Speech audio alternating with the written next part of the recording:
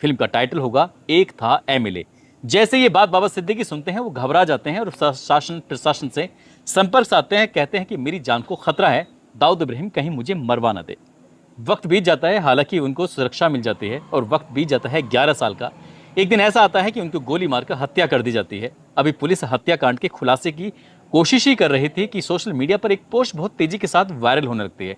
Post करने वाले जो व्यक्ति होते हैं वो लॉरेंस बिश्नोई गैंग के अपने आप को साथी कहने लगते हैं। कहते हैं कि इस हत्याकांड को किसी और ने नहीं बल्कि हमने ही अंजाम दिलवाया है। अब जैसे ही इस हत्याकांड के बारे में चर्चा शुरू हो जाती है तो चर्चा इस बात की भी शुरू हो जाती है कि आखिरकार बाबा सिद्दीकी हैं कौन। दरअसल संजय दत्त के बहुत ही खास आदमी, अब चाहे सलमान खान हो, शाहरुख खान हो, सुनील शेट्टी हो या शिल्पा शेट्टी, ऐसे तमाम बॉलीवुड के नामचीन जो अभिनेता अभिनेत्री होते हैं उनसे इनके बहुत गहरे संबंध बताए जाते हैं। आज की इस घटनाक्रम के माध्यम से, आज की इस कहानी के माध्यम से ये जानने की कोशिश करते हैं कि आखिरकार बाबा सिद्दीकी की हत्या किसने की और क्यों की। आदाब, नमस्कार, सत श्री अकाल। मैं उस्मान सैफी। आज की जो सच्ची घटना मैं आपको सुनाने जा रहा हूं, ये सच्ची घटना है 12 अक्टूबर 2024 की। एक तरफ पूरा देश दशहरा का पर्व मना रहा था, जगह जगह रावण फूंके जा रहे थे, दहन हो रहा था और इसी बीच में लोग खुशियां मना रहे थे, पटाखे छोड़ रहे थे। भारत का एक प्रदेश है महाराष्ट्र और महाराष्ट्र प्रदेश का एक शहर है मुंबई और मुंबई शहर का बैंड्रा ईस्ट का एक निर्मल नगर थाना लगता है। वहां पर एक पूर्व विधायक अपने विधायक बेटे के ऑफिस से निकलकर दशहरा का पर्व मना रहा था। नाम बाबा सिद्दीकी होता है। बाबा सिद्दीकी अपने साथियों के साथ पटाखे फोड़ रहे थे और खुशी मना रहे थे। इसी बीच में एक ऑटो आता है, ऑटो रुकता है, ऑटो से 3 लोग उतरते हैं, उनके हाथ में हथियार होते हैं और देखते ही देखते वो गोली चलाना शुरू कर देते हैं। जैसे जैसे पटाखे छूट रहे थे वैसे वैसे गोलियां चल रही थी। कोई समझ ही नहीं पा रहा था कि आखिरकार गोली भी चल रही है इन पटाखों के बीच में से। और देखते ही देखते बाबा सिद्दीकी जमीन पर गिर जाते हैं। उनका एक साथी होता है, वो भी जमीन पर गिर जाता है। इसी बीच में जब कांच में, यानी कि गाड़ी के शीशे में, जो बुलेट प्रूफ गाड़ी होती है उसके साथियों, अभी कुछ दिन पहले बाबा सिद्दीकी का मर्डर किया गया है और उन्हें गोलियों से भून दिया गया। ख़तरनाक तरीके से उनकी मौत हुई और बताया जा रहा है कि एक गैंग के द्वारा बाबा सिद्दीकी का मर्डर किया गया है। प्यारे दोस्तों, बाबा सिद्दीकी हिंदुस्तान के जाने माने और मशहूर व मारूफ लोगों में से थे। बाबा सिद्दीकी की बड़े बड़े एक्टर्स से मुलाकात थी और वो कांग्रेस पार्टी से सांसद भी रह चुके थे, जिनका मुंबई में सिक्का चलता था, जिनकी तूती बोलती थी और आगे पीछे जिनके रेला रहता था। जी हाँ दोस्तों, तो बाबा सिद्दीकी का मौत का खुलासा मोहम्मद उस्मान सैफ़ी ने किया है। आइए दोस्तों, उन्होंने इस बारे में क्या कहा है और मुकम्मल क्या खुलासा किया है, इस वीडियो को आप लोग मुकम्मल सुनिए ज़रा। 2013 की है। मुंबई शहर के अंदर एक ज़मीन के टुकड़े को लेकर 2 पक्षों में विवाद चल रहा था। एक पक्ष का नाम होता है बाबा सिद्दीकी और दूसरे व्यक्ति का नाम होता है अहमद लंगड़ा। दोनों ही एक ज़मीन के टुकड़े पर अपनी अपनी दावेदारी पेश कर रहे थे और इसी बीच में अंडरवर्ल्ड डॉन छोटा शकील का इनके पास धमकी भरा एक संदेश पहुंचता है बाबा सिद्दीकी के पास। कहते हैं कि उस ज़मीन के टुकड़े से तुम दूर ही रहो तो ज़्यादा बेहतर है। लेकिन वो उस धमकी को इतनी गंभीरता से नहीं ले रहे थे और उसके वक्त कुछ बीत जाता है। तभी भारत का most wanted underworld don Dawood Ibrahim का बाबा सिद्दीकी के पास फ़ोन पहुंचता है। कहते हैं कि राम गोपाल वर्मा से बात करके तुम्हारे ऊपर फिल्म बनवा देता हूँ। फिल्म का टाइटल होगा एक था एमएलए। जैसे ये बात बाबा सिद्दीकी सुनते हैं वो घबरा जाते हैं और शासन प्रशासन से संपर्क साधते हैं। कहते हैं कि मेरी जान को खतरा है, दाऊद इब्राहिम कहीं मुझे मरवा ना दे। वक्त बीत जाता है, हालांकि उनको सुरक्षा मिल जाती है और वक्त बीत जाता है 11 साल का। एक दिन ऐसा आता है कि उनको गोली मारकर हत्या कर दी जाती है। अभी पुलिस हत्याकांड के खुलासे की कोशिश ही कर रही थी कि सोशल मीडिया पर एक पोस्ट बहुत तेजी के साथ वायरल होने लगती है। पोस्ट करने वाले जो व्यक्ति होते हैं वो लॉरेंस बिश्नोई गैंग के अपने आप को साथी कहने लगते हैं। कहते हैं कि इस हत्याकांड को किसी और ने नहीं बल्कि हमने ही अंजाम दिलवाया है। अब जैसे ही इस हत्याकांड के बारे में चर्चा शुरू हो जाती है तो चर्चा इस बात की भी शुरू हो जाती है कि आखिरकार बाबा सिद्दीकी हैं कौन। दरअसल संजय दत्त के बहुत ही खास आदमी, अब चाहे सलमान खान हो, शाहरुख खान हो, सुनील शेट्टी हो या शिल्पा शेट्टी, ऐसे तमाम बॉलीवुड के नामचीन जो अभिनेता अभिनेत्री होते हैं उनसे इनके बहुत गहरे संबंध बताए जाते हैं। आज की इस घटनाक्रम के माध्यम से, आज की इस कहानी के माध्यम से ये जानने की कोशिश करते हैं कि आखिरकार बाबा सिद्दीकी की हत्या किसने की और क्यों की। आदाब, नमस्कार, सत श्री अकाल। मैं उस्मान सैफी। आज की जो सच्ची घटना मैं आपको सुनाने जा रहा हूं, ये सच्ची घटना है 12 अक्टूबर 2024 की। एक तरफ पूरा देश दशहरा का पर्व मना रहा था, जगह जगह रावण फूंके जा रहे थे, दहन हो रहा था और इसी बीच में लोग खुशियां मना रहे थे, पटाखे छोड़ रहे थे। भारत का एक प्रदेश है महाराष्ट्र और महाराष्ट्र प्रदेश का एक शहर है मुंबई और मुंबई शहर का बांद्रा ईस्ट का एक निर्मल नगर थाना लगता है। वहां पर एक पूर्व विधायक अपने विधायक बेटे के ऑफिस से निकलकर दशहरा का पर्व मना रहा था। नाम बाबा सिद्दीकी होता है। बाबा सिद्दीकी अपने साथियों के साथ पटाखे फोड़ रहे थे और खुशी मना रहे थे। इसी बीच में एक ऑटो आता है, ऑटो रुकता है, ऑटो से 3 लोग उतरते हैं, उनके हाथ में हथियार होते हैं और देखते ही देखते वो गोली चलाना शुरू कर देते हैं। जैसे जैसे पटाखे छूट रहे थे वैसे वैसे गोलियां चल रही थी। कोई समझ ही नहीं पा रहा था कि आखिरकार गोली भी चल रही है इन पटाखों के बीच में से। और देखते ही देखते बाबा सिद्दीकी जमीन पर गिर जाते हैं। उनका एक साथी होता है, वो भी जमीन पर गिर जाता है। इसी बीच में जब कांच में यानी कि गाड़ी के शीशे में, जो बुलेट प्रूफ गाड़ी होती है उसके शीशे में जाकर जब गोली लगती है तब पता चलता है कि यहाँ तो किसी ने गोली चलाई है। बस भगदड़ मच जाती है। 3 अनजान जो व्यक्ति आए थे उनमें से 2 को पकड़ लिया जाता है। एक मौका पाते ही वहां से भाग जाता है। देखते क्या है कि बाबा सिद्दीकी जमीन पर पड़े हुए हैं, वो खून से लथपथ थे। तभी आनंद फानन ही बांद्रा का ही एक हॉस्पिटल होता है लीलावती। रात के 9:30 बजे उन्हें वहां पर भर्ती कराया जाता है और डॉक्टर से कहा जाता है कि डॉक्टर साहब कुछ भी हो जाए बस इनका आप इलाज कर दीजिए, पैसे की आप टेंशन न लीजिए। डॉक्टरों की टीम जुट जाती है, कोशिश कर रही थी किसी भी हिस्से में जाकर नब्ज इनकी तड़फती फड़कती मिल जाए, लेकिन रात के 11:30 बजे के आसपास उनकी सांसें थम जाती हैं। जैसे ही सांसें थम जाती हैं, अब सोशल मीडिया पर एक तरह से युद्ध शुरू हो जाता है कि बाबा सिद्दीकी की किसी ने गोली मारकर हत्या कर दी है। बाबा सिद्दीकी कौन है? लॉरेंस बिश्नोई ने भी इस बात की जिम्मेदारी ले ली थी। कुछ लोग उनके पुराने पन्नों को पलटना शुरू कर देते हैं कि इन्हें तो दाऊद इब्राहिम की तरफ से भी धमकी मिली थी एक जमीन के टुकड़े को लेकर। जिस तरह से अहमद लंगड़ा का समर्थन में छोटा शकील भी आ जाता है और दाऊद इब्राहिम भी आ जाता है। इनकी जान को तो खतरा था, उन्होंने 15 दिन पहले भी जान को अपना खतरा बताया था। अब सरकार पर सवाल खड़े हो जाते हैं। हर कोई ये जानने की कोशिश कर रहा था कि आखिरकार मामला क्या है। दरअसल इनका नाम तब ज़्यादा चर्चाओं में आया था जब कटरीना कैफ का साल 2008 में जन्मदिन मनाया जा रहा था। उस पार्टी के अंदर सलमान खान भी होते हैं और शाहरुख खान भी होते हैं। सलमान खान शाहरुख खान के बीच में कहासुनी ज़्यादा हो जाती है, ज़्यादा भड़क जाते हैं एक दूसरे पर, और जो भड़ास थी वो निकाल रहे थे। और जैसे ही यहाँ से अलग होते हैं तो ऐसे अलग होते कि कभी ज़िंदगी में मिलेंगे ही नहीं। अब मीडिया वाले इनसे सवाल जवाब किया करते थे, साल 10 साल बीत रहे थे लेकिन ये कभी आपस में मिलने को तैयार नहीं थे। लेकिन साल 2013 में बाबा सिद्दीकी एक पार्टी आयोजित करते हैं जो कि हर साल करते थे, इफ्तार पार्टी। उसमें सलमान खान भी आए थे और शाहरुख खान भी आए थे। तो एक हाथ पर सलमान खान होते हैं, दूसरे हाथ पर शाहरुख खान होते हैं। सलमान खान शाहरुख खान को दोनों को अपने हाथों से पकड़ के दोनों को गले मिलवाते हैं। गले मिलवाने के बाद दोस्ती करा देते हैं। ये जो दोस्ती होती है वो सोशल मीडिया पर वायरल हो जाती है। पत्रकार सवाल उठाने लगते हैं कि सलमान खान शाहरुख खान को कोई बड़े बड़े दिग्गज लोग एक ना कर सके, बाबा सिद्दीकी कौन है इनको जो एक कर दिया है। तब साल 2013 में बाबा सिद्दीकी का नाम बहुत ज़्यादा तेज़ी के साथ चर्चाओं में आने लगता है। दरअसल बाबा सिद्दीकी की कहानी शुरू होती है बिहार के पटना से।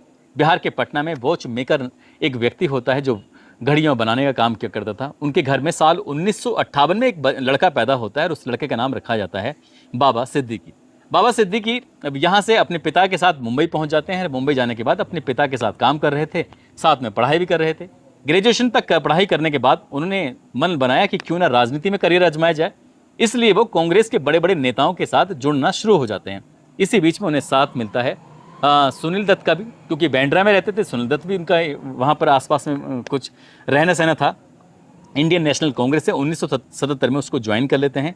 जो भी छोटे मोटे नेताओं के कार्यक्रम होते हैं उसमें काम करना, अपने पिता का भी हाथ बढ़ाना, और देखते ही देखते NSUI जो छात्रों का संगठन होता है, कांग्रेस का एक गुट होता है, उसके साथ जुड़ जाते हैं और छात्र राजनीति भी करने लगते हैं पढ़ाई के साथ साथ। आगे वक्त बढ़ने लगता है। 1980 में यूथ कांग्रेस बांद्रा के महासचिव चुन लिए जाते हैं और जैसे जैसे कांग्रेस में इनकी नज़दीकियां बढ़ रही थी, साल 1988 में मुंबई यूथ कांग्रेस के अध्यक्ष भी चुन लिए जाते हैं। एक बड़ी जिम्मेदारी मिल जाती है और 1992 में मुंबई नगर निगम के ये पार्षद भी चुन लिए जाते हैं। जब ये इनकी राजनीति में दखल बढ़ने लगती है, उधर संजय दत्त से दोस्ती इसलिए हो जाती है क्योंकि सुनील दत्त जी से मिलना जुलना होता था। संजय दत्त इनके हम उम्र होते हैं और गहरी दोस्ती हो जाती है। अब फिल्म की शूटिंग हो, चाहे सलमान खान से मिलना हो, शाहरुख खान से मिलना हो, बड़े बड़े फिल्म अभिनेताओं से मिलना हो, अब संजय दत्त की वजह से लगातार इनके संपर्क और बढ़ते चले जाते हैं और इन्हें मौका मिलता है साल 1999 में बांद्रा वेस्ट विधानसभा से विधानसभा का चुनाव के लिए। चुनाव का मौका मिलता है, हीरो हीरोइन भी इनका साथ देते हैं और वो विधायक चुन लिए जाते हैं। अब इनकी नज़दीकियां और बढ़ने लगती हैं। साल 1980 से इन्होंने इफ्तार पार्टी का ऐसा चलन शुरू किया था कि पहले 2-4 हीरो को बुलवाया, फिर ज़्यादा बुलवाया, फिर और ज़्यादा बुलवाया। साल दर साल हीरो हीरोइन इनकी इफ्तार पार्टी माने लगे और इनकी इफ्तार पार्टी की चर्चा होती थी। अब इफ्तार पार्टी में इतने हीरो हीरोइन पहुंच जाया करते थे कि बताते हैं कि जो फिल्म के अवार्ड मिलते हैं शायद उसमें इतने हीरो हीरोइन नहीं पहुंचा करते थे। साल 1999 में पहली बार एमएलए बन जाते हैं। 2004 में इनको फिर से एमएलए बनने का मौका मिलता है और साल 2009 में एक बार फिर से एमएलए बनने का इनको अवसर मिल जाता है। और राजनीति इनकी लगातार चमक रही थी और दिनों दिन इनका कद लगातार बढ़ता चला जाता है मुंबई शहर के अंदर। साल 2000-2004 तक ये चेयरमैन चुन लिए जाते हैं आवास एवं क्षेत्र विकास की तरफ से, और साथ ही महाराष्ट्र सरकार में साल 2004 से 2008 तक ये मंत्री भी रहते हैं। इनका लगातार कद बढ़ रहा था और बांद्रा में ये इनका जो बेटा होता है इसको भी टिकट दिलवाने की कोशिश करते हैं और टिकट देकर वो भी विधायक बन जाता है, एमएलए बन जाता है। 48 साल तक इन्होंने कांग्रेस की राजनीति की थी और 48 साल के बाद इन्होंने कांग्रेस का सफर छोड़कर एनसीपी यानी कि अजीत पवार का जो गुट होता है, फरवरी 2024 में ये उनसे जुड़ जाते हैं।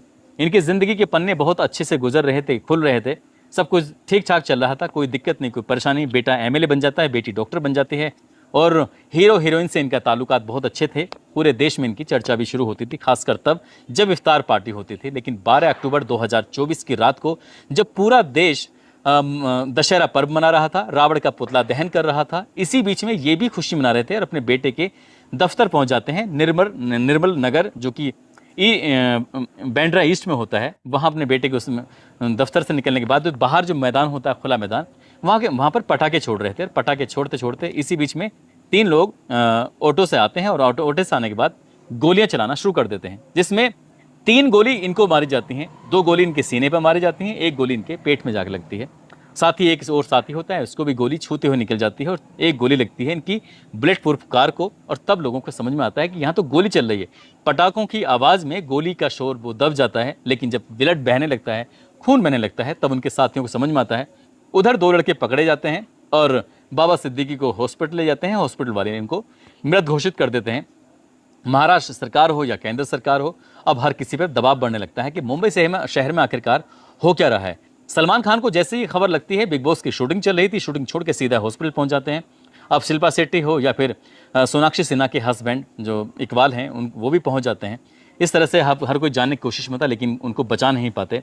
अब यहाँ पर जब सरकार पर दबाव बढ़ने लगता है, इसके लिए 5 टीमें बनाई जाती हैं क्राइम ब्रांच की, और ये पता करने की कोशिश कर रहे थे कि आखिरकार हत्याकांड को अंजाम किसने दिया है। पुलिस ने जो लोग पकड़े थे, उन पकड़े हुए 2 व्यक्तियों में से जो टोटल मिला के 3 होते हैं, एक का नाम गुरमेल सिंह होता है, दूसरे का नाम धर्मराज कश्यप होता है, तीसरे नाम शिव कुमार गौतम उर्फ शिवा होता है। गुरमेल सिंह की अगर कहानी के बारे में जानने की कोशिश करें तो वह हरियाणा का एक ज़िला होता है कैथल का एक गांव होता है नरड़ गांव में इनका ये 1.5 महीने के पहले आसपास इस घटनाक्रम से ये अपने घर से निकले थे कि मैं हरिद्वार जा रहा हूं, और ये कहकर निकले थे, फिर घर वापस लौटकर नहीं आते हैं। वहां से कैसे कुर्ला मुंबई पहुंच जाते हैं पता ही नहीं चलता। लेकिन जब पुलिस वालों ने इनके घर जाते हैं, इनके बारे में इनकी हिस्ट्री को खंगालने की कोशिश कर रहे थे, तो गाँव का एक व्यक्ति होता है सुनील, उससे किसी बात को लेकर विवाद हो जाता है और जो बर्फ़ काटने वाला तोड़ने वाला एक सुआं होता है, उस सुएं को पकड़ते हैं और एक के बाद एक सुनील को लगभग साल 2022 में 52 बार उसको बार कर देते हैं। उसको इतनी बार मारा जाता है कि वो मर जाता है। कि जेल जाते हैं, जेल जाने के बाद लॉरेंस विश्नोई गुट से या उनके किसी गुर्गे से इनके संपर्क बन जाते हैं और दोस्ती हो जाती है, ऐसा पता चलता है। इसके बाद धर्मराज और शिव कुमार गौतम होते हैं उर्फ शिवा, जिनका गांव लगता है वो उत्तर प्रदेश का जिला बहराइच होता है। बहराइच का गंडारा एक गांव लगता है, वहाँ एक साधारण से परिवार के लोग रहने वाले होते हैं। दोनों ही लड़के मुंबई शहर में स्क्रैप व्यापारी के यहाँ पर काम कर रहे थे, लगभग 5-6 साल से लगातार काम कर रहे थे। लेकिन पता चलता है कि इन्हें किसी सुपारी किलर ने कुछ जिम्मेदारी दी, उन्होंने कहा कि बाबा सिद्दीकी की हत्या करनी है।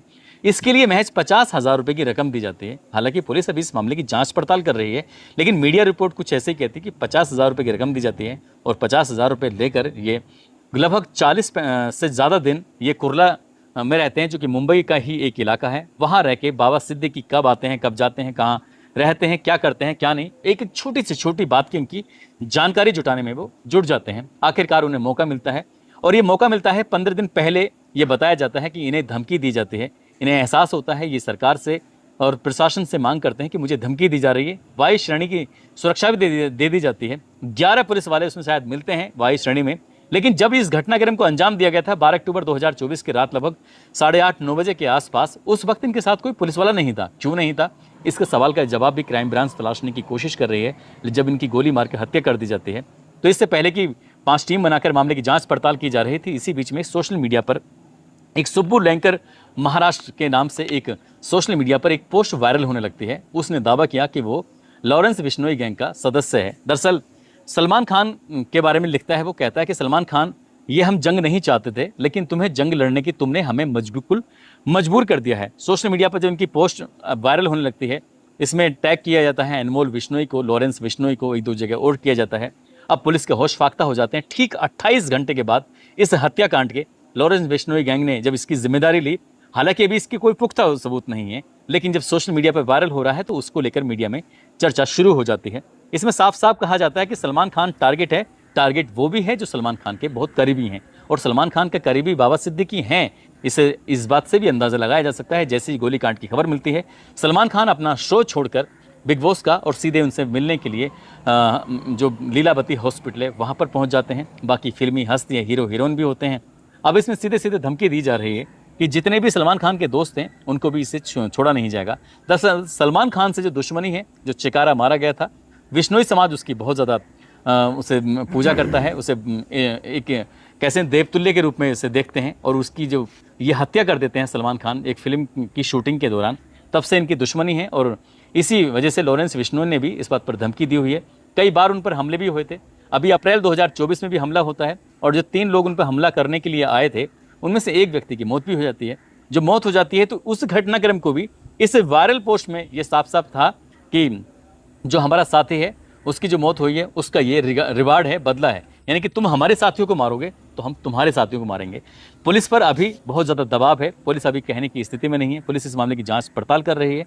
इससे पहले भी चाहे गोगा मैडी हो, चाहे वो सिद्धू मूसेवाला हो, ऐसे ही कई लोगों की हत्याएं हो चुकी हैं। मामला जब हत्या होती है तो बहुत ज़्यादा हाईलाइट हो जाता है, और हत्याकांड के बाद बिल्कुल पूरा शांत हो जाता है। पुलिस बाद में कुछ ऐसी जवाब नहीं देती ताकि मीडिया के माध्यम से ये पता चल सके कि क्या सचमुच लॉरेंस बिश्नोई ने ये काम कराया है, या फिर लॉरेंस बिश्नोई का सहारा लेके कोई और काम कर रहा है। अभी बहुत सारे सवाल हैं, बहुत सारी बातें हैं। जवाब इसके पता नहीं इतिहास के पन्ने में कहीं दफन होकर न रह जाएं। जैसे कि सिद्धू मूसेवाले मामले में इतने साल बीत चुके हैं और कोई बड़ी कार्रवाई हुई नहीं है। जैसे गोगा मेडी की हत्या होती है, उस वाले मामले में कोई बड़ी कार्रवाई शायद होती है, नहीं होती है मामला, क्योंकि कोर्ट में जिस तरह से चलता है, काश ये इस तरह के मामले फास्ट ट्रैक कोर्ट में चलें और आरोपियों को कम से कम समय में सजा दी जा सके, तो लोगों को भी इस बात का एहसास होगा। लेकिन लोगों को एहसास होता है लॉरेंस बिश्नोई जैसे गैंगस्टर को अपना दोस्त समझने लगते हैं। उनकी डीपी लगाकर अपने सोशल मीडिया के अलग अकाउंट पर ये दिखाने की कोशिश करते हैं कि वो हमारा।